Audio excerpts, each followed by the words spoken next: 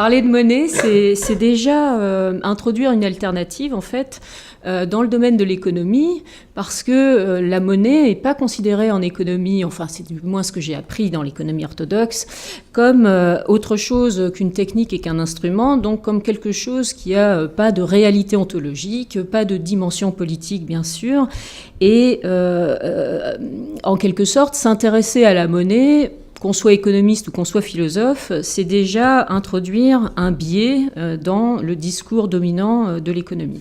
Donc on pourrait dire qu'il y a ça déjà dans Alternative. Et donc moi, j'ai renommé Tama, évidemment, There are many money alternatives. Donc aujourd'hui, c'est Tama Monnaie. Donc, oui. Donc voilà, en même temps, depuis ces 2 journées, il s'est dessiné quelque chose, en fait. Dans l'alternative ici, il y a eu, dans le fond, c'est ce que vous avez aussi rappelé, monsieur, il y a eu, je dis monsieur parce qu'on est à la table, donc voilà, quoi. Non mais moi aussi. Donc il y a cette dimension finalement de l'autonomie, de l'autogestion, et ce serait ça la figure de l'alternative. Mais ce dont je vais parler, c'est de 2 modèles un peu alternatifs. Celui effectivement qui est plutôt du côté de cette autogestion, de cette autonomie. Et puis un modèle qui est plutôt quand même du côté de l'économie sociale et solidaire. Et ce que je vais essayer de faire apparaître, c'est en fait en quoi s'interroger sur la monnaie fait apparaître le caractère alternatif ou le caractère peut-être en continuité, justement, même si les objectifs affichés sont ceux d'une alternative. Donc, en quelque sorte, ma question, c'est... il y a des degrés dans l'alternative, il y a des manières de modifier ou de se réapproprier quelque chose. On l'a entendu, ça, dans la première intervention, le monsieur qui a parlé de l'université, bon, il a dit, mais dans le fond, il s'agit de se réapproprier un espace public, de le faire revivre, de faire revivre la démocratie. Et ça, on a entendu ça, alors faire revivre la démocratie. Puis, d'un autre côté, on a aussi entendu, peut-être qu'il faut faire un pas de côté radical et aller du côté d'autres formes. Donc, l'alternative, ça irait dans le sens d'un refus comme point de départ et peut-être même d'une rupture. Donc il y a ces 2 sens, faire revivre alternativement et puis peut-être rupture. Donc comment dans le fond, dans les monnaies sociales, on peut trouver une forme de continuité, faire revivre autrement, et dans les monnaies dites alternatives, aller peut-être plus loin. Et qu'est-ce qui est en jeu à partir de la monnaie ? Alors, moi, je ne suis pas une spécialiste de l'enquête, je suis juste une philosophe, donc ma matière, c'est des livres, et je me réfère beaucoup à des travaux de gens avec qui je discute aussi, malgré tout, et essentiellement les travaux de Marie Farr et de Jérôme Blanc, qui sont 2 économistes, et puis aussi de Bruno Terré. Et donc, quand on lit leurs travaux, on s'aperçoit quand même que les monnaies, qu'elles soient sociales ou solidaires ou alternatives, représentent vraiment aujourd'hui un phénomène qui est sorti de la contre-culture et de la militance. Et par conséquent, il y a à prendre en compte aussi la question politique que ce phénomène qui est de plus en plus massif pose à l'intérieur des sociétés.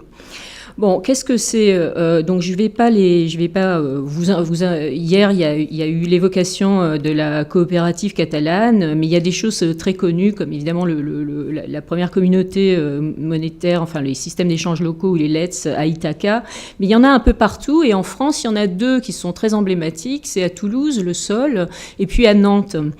Et c'est vrai que Patrick Vivray, par exemple, qui est un des spécialistes de la monnaie sociale et solidaire dans une visée d'alternative écologique, appelle ces monnaies des monnaies citoyennes. Il va plus loin que monnaie sociale et solidaire, il appelle ça des monnaies citoyennes.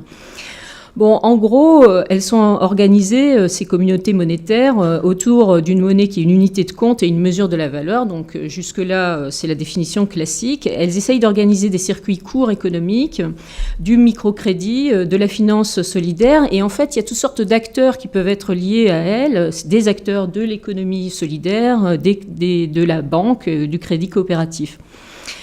Donc, ce qui me semble intéressant de voir dans ces collectifs monétaires, c'est déjà un point sémantique. En fait, pourquoi est-ce qu'ils appellent leur monnaie des monnaies sociales et solidaires ? En réalité, si on y réfléchit bien, toute monnaie est par nature sociale. D'ailleurs, l'étymologie le rappelle, hein, c'est nomos, c'est la convention. Par conséquent, il y a l'idée que quand on dit des monnaies sociales et solidaires, c'est comme si on disait des monnaies non économiques, ce qui serait évidemment absurde d'une autre manière. Donc, ce qui est sans doute indiqué là-dedans, c'est qu'on veut une autre économie, donc une économie autrement. Et la question qui se pose, c'est de savoir si dans le fond, l'usage de la monnaie pour une autre économie va changer la monnaie. Est-ce que finalement la monnaie dans ce cadre-là va être considérée comme l'économie orthodoxe la considère, c'est-à-dire comme un instrument au service de finalité, de meilleure régulation de l'échange, mais pour un échange plus redistributif, plus juste, plus équitable, plus égalitaire. Donc, d'un côté, il y aurait cette vision d'une monnaie qui est une technique.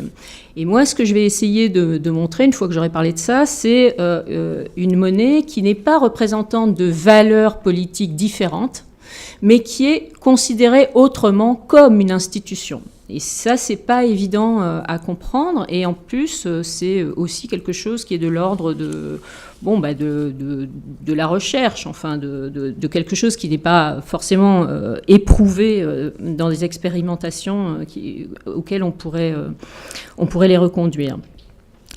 Pour bien faire comprendre cette distinction entre la monnaie comme instrument et la monnaie comme institution, je voudrais juste revenir ici sur le fait que dans les monnaies des monnaies sociales et solidaires qui cherchent donc une autre politique, la monnaie est considérée comme un mode d'échange. Et par conséquent, elle est un représentant de la valeur. Ça, c'est une définition très classique de l'économie. Enfin, j'espère que l'économiste ne va pas me contredire. Et c'est une expression de la valeur. Et ici, ce qui est en jeu, c'est d'une part de valoriser autrement des choses, de valoriser d'autres choses, et puis de le faire autrement que par la seule logique de l'échange, c'est-à-dire de le faire par décision. Donc, la monnaie demeure expression de la valeur, mais on décide ce qui est exprimé et on décide comment on choisit ce qui est à exprimer par la valeur. Il y a un lien monnaie et valeur. Dans l'autre cas, la monnaie est une institution. Ça ne veut pas dire que la question de la valeur est éloignée. Ça veut dire simplement que la monnaie est considérée comme un lien social, comme un lien qui unit les uns aux autres. Et la dimension technique de cette affaire, c'est le simple fait que vous acceptez comme monnaie quelque chose dont vous savez que les autres vont l'accepter aussi. Donc la monnaie a un lien direct avec quelque chose qui n'est plus de l'ordre de la technique, qui est la construction ou l'institution de la confiance et de la totalité sociale. Donc c'est de ce côté-là, évidemment, qu'on peut peut-être trouver des ferments plus politiques ou quelque chose de l'ordre d'un imaginaire plus... de potentialité d'imaginaire à reconstruire du côté d'une réinvention de l'économique. Bon. Pour dégager un petit peu la dimension politique des monnaies sociales et solidaires, il faut se souvenir c'est un peu ce dont vous avez parlé, donc je vais le dire assez succinctement.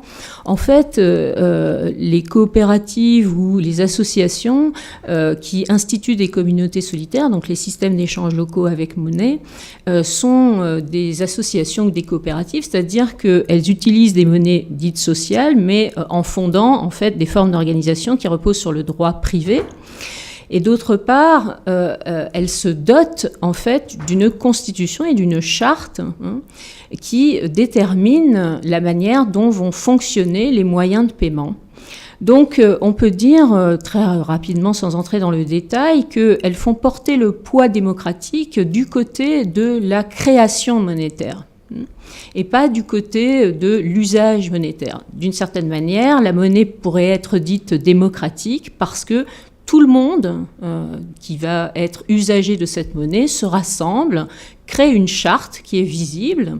Donc ça institue un critère de proximité institutionnelle, ça institue un critère de proximité organisationnelle parce que chacun des membres de la collectivité qui va user de la monnaie est présent au moment de la création. Donc proximité organisationnelle, c'est difficile à dire, proximité institutionnelle parce que la charte est à disposition de chacun, mais aussi parce que de manière régulière, pour que la monnaie ne soit pas l'enjeu d'une thésaurisation, eh bien, on va rassembler la collectivité, regarder ce qui a été échangé, ce qui a été dépensé, ce qui a été donné, quels ont été les montants de dette, quels ont été les montants de crédit. Et à ce moment-là, proximité institutionnelle, on redécide si on continue à utiliser la monnaie comme expression des valeurs qu'on a décidées au taux où on les a décidées. Donc, je dirais que là, on se retrouve dans ce que Habermas ou la ville ont pu appeler une domestication du quotidien, une domestication de la démocratie ou voilà ce que voulait dire le terme de monnaie citoyenne. La monnaie citoyenne par ses objectifs, parce qu'elle répare le lien social, parce qu'elle intervient là où l'État, l'État-providence ou l'État social fait défaut, donc dans les ruptures évidemment de contrats, de salariat, etc. Et elle ne cherche pas à rétablir du salariat, elle cherche à rétablir le lien inclusif qui fait qu'un accès aux ressources, un accès aux biens, eh bien, est une manière de survivre et d'être inclus dans la société, mais aussi de recréer de la citoyenneté dans la mesure où chacun qui va user de cette monnaie est créateur, participateur. Même s'il s'agit au début de donner un montant fictif de monnaie de sol, de monnaie de papier, de monnaie de sourire, de monnaie de violette, peu importe le ticket, on vous en donne et puis vous allez échanger. Alors après, le problème qui se pose, c'est effectivement que la plupart de ces systèmes, en tout cas un qui est emblématique et qui était Ithaca, c'est que la monnaie représente 1 heure de temps. Donc, on crée en quelque sorte autre chose que la démocratie par la participation. On crée aussi l'égalité en disant toute production de n'importe qui vaut la production de n'importe qui. Donc, pas de problème de compétence, etc. 1 heure de temps pour moi et 1 heure de temps pour vous est exactement la même chose. Et si bien que, évidemment, on peut aller jusqu'à valoriser des heures de temps sur des domaines d'activité qui n'ont jamais été pris en compte par l'économie. On ne va pas refaire Caliban et la sorcière, la domesticité du travail non productif, mais en réalité très productif des femmes. Mais voilà, on voit très bien comment cette invention de l'idée que la monnaie, ça pourrait être du temps, donc c'est une sorte de réappropriation du temps, c'est de l'argent. Bah oui, très bien. Alors si le temps c'est de l'argent, voilà, on va vous le démontrer autrement. 1 heure de temps et 1 heure de temps. Ce qui est bien que ça instaure un principe égalitaire tout à fait réjouissant et complètement communiste. Mais là encore, dans le fond, on retombe sur quelque chose qui mime en fait ce que la philosophie politique connaît bien, c'est-à-dire le geste instituant du politique à partir du contrat et de la décision collective. Donc, on était parti d'une idée où les monnaies sociales et solidaires viennent pallier les défauts de l'État-providence ou de l'État social, s'instituer dans les marges, mais en même temps activer la société civile et montrer qu'il y a un dynamisme dans la société civile, donc contre l'État en quelque sorte. Et d'une certaine manière, on pourrait dire que toutes ces initiatives s'inscrivent là-dedans, hein, dans une philosophie politique qui a considéré que la démocratie, ce n'est pas à l'horizon de la résolution de la lutte des classes, mais plutôt dans le dynamisme intérieur d'un polémos voilà, indomptable. Donc, mais voilà, tout ça donne beaucoup de sens au système d'échanges locaux, à monnaie sociale et solidaire. Et pour moi, me laisse un tout petit peu insatisfaite dans la mesure où il me semble y rejouer sur un autre plan la conception du politique à partir du contrat et de la naissance de l'institution comme production de décisions collectives. Alors, face à ça, il me semble qu'on peut essayer d'abord, enfin, parce que moi je suis philosophe, donc on peut essayer d'abord de repérer quels ont été les problèmes. Bon, là je vais vite, hein, mais Rousseau a montré assez facilement comment ce contrat social, qui était un contrat politique, en fait, n'était pas un contrat, qu'il n'y avait pas de contrat et que les institutions n'étaient pas le produit d'un contrat, que les institutions étaient le produit d'une sorte d'auto-engendrement assez énigmatique qui impliquait déjà la confiance et que la confiance est autoproductrice. C'est-à-dire, elle ne s'institue pas par décision collective, elle se génère. Donc, on pourrait amener une autre définition de l'institution. Une fois qu'on a montré qu'il y a un problème, je pourrais le définir sur un type de monnaie particulier, mais ça prendrait trop de temps. Donc, je répondrai peut-être à cette question si vous voulez après.